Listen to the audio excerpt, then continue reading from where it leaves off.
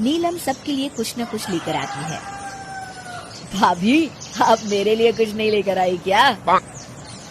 अरे राजेश, तुम क्या समझते हो, मैंने कोई बैंक खोल रखा है या फिर घर के आंगन में पैसों का पेड़ लगा रखा है?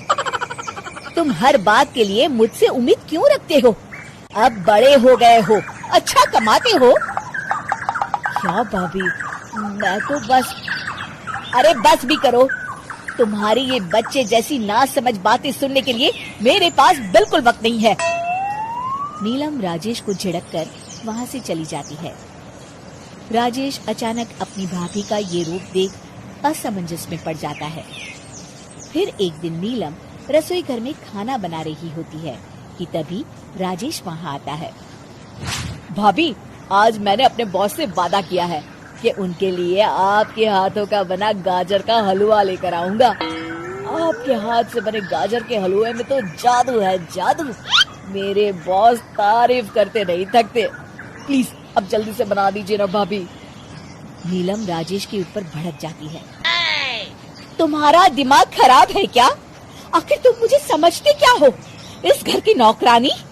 जब देखो तब फरमाइश करते रहते हो, भाभी ये बना दो, भाभी वो बना दो।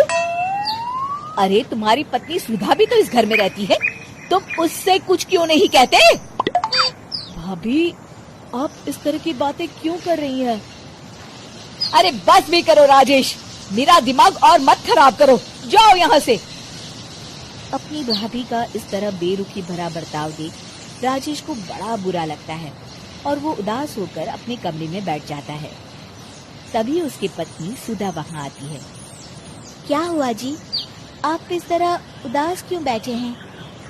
राजेश अपनी पत्नी को सारी बात बताता है। राजेश की बात सुनकर सुधा मुस्कुराती कहती है, बस इतनी सी बात? चलिए जी, मैं आपके बॉस के लिए गाजर का हलवा बना देती हूँ। अरे छोड़ो, तुमसे नहीं हो पाएगा, रहने दो। आप तो बस देखते जाइए जी, अभी आती हूँ मैं। थोड़ी देर के बाद सुधा हलवा बना के राजेश को देती है। फिर राजेश अपने ऑफिस चला जाता है। शाम को जब राजेश घर आता है तो खुशी के मारे अपनी पत्नी सुधा को गले लगा लेता है। अरे वाह सुधा, तुमने तो कमाल कर दिया। सच में क्या स्वादिष्ट हलवा था। मेरे बॉस बहुत तारीफ कर रहे थे और इस हफ्ते घर आ रहे हैं तुम्हारे हाथों का खाना खाने। और इतना ही नहीं, उन्होंने मेरा प्रमोशन भी कर दिया है। सच?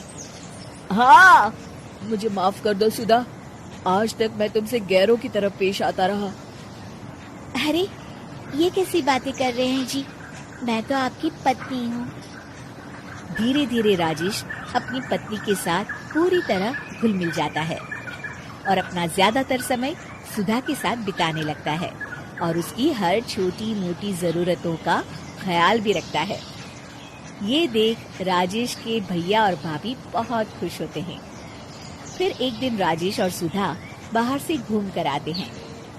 राजेश, सुधा के प्रति तुम अपनी जिम्मेदारी समझो, इसीलिए मैंने तुम्हारे साथ ऐसा बर्ताव किया था। अगर तुम्हें मेरी किसी बात का बुरा लगा हो तो मुझे माफ कर देना। अरे अरे भाभी, ये क्या कह रही हैं? मैं जानता हूँ आप तो मेरे लिए हमेशा अच्छा ही सोचोगी। आखिर आप वर्ल्ड की बेस्ट भाभी जो है।